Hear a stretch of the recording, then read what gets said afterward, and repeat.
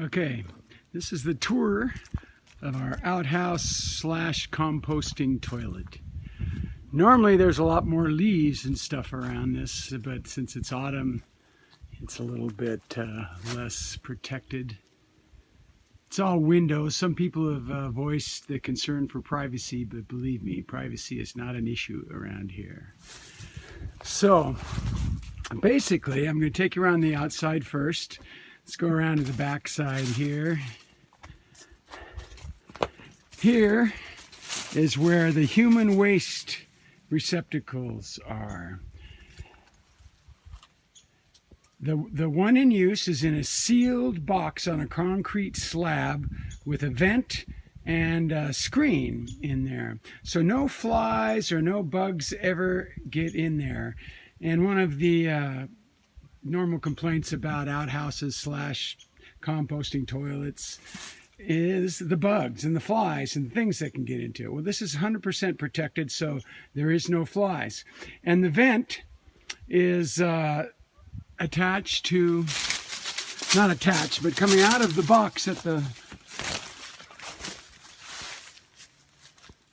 current waste receptacle is a stack with a turbine on top, a wind turbine, which with the slightest breeze starts turning. And so one of the other issues with a composting toilet and an outhouse is solved, is there's virtually no smell inside. These two containers here underneath that one is a previously used human waste, and it's layered with sawdust as we use it, and so that's going to sit in that can for a year, and then that will get deposited after a year out into a compost site in the field here. And this one here holds our sawdust, which is basically bedding for hamsters and things like that. It has cedar in it, and so a light sprinkle over the top on the inside is sufficient to cover it and probably enhance the smell. Anyways, so let's go around.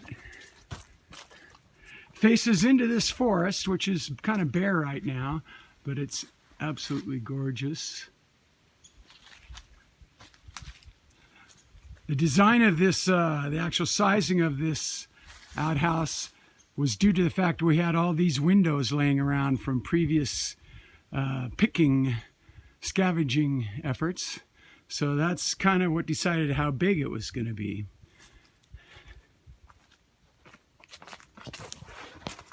Okay, we go inside. Now the countertop is the area on the backside where the cans are stored. So that's why there's no lower cabinets there, because that's outdoors. And underneath our sink, it's just storage for toilet paper, various other necessary things like a towel or two. Our sink is an old recycled salad bowl, as well as the faucet. Okay, now where the business happens. This is a sealed top with gaskets around it that prevent any vapors or anything from entering the room.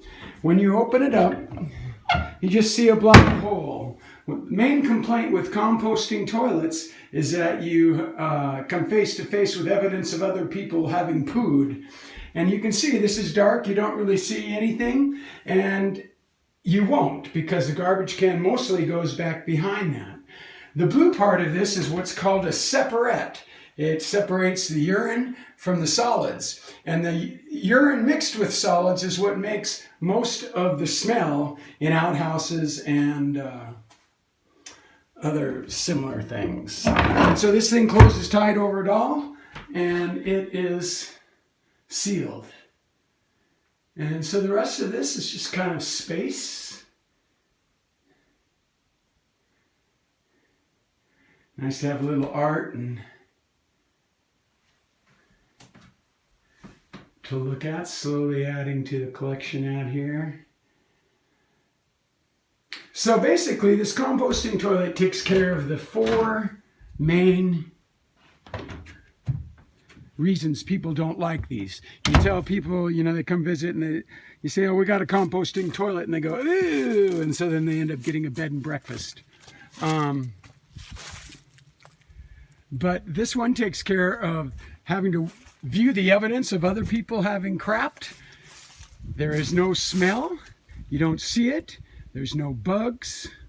And it's easy to dump. We line our cans with heavy paper.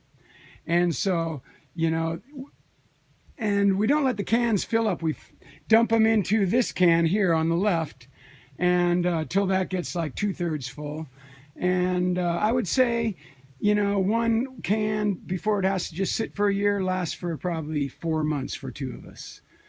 So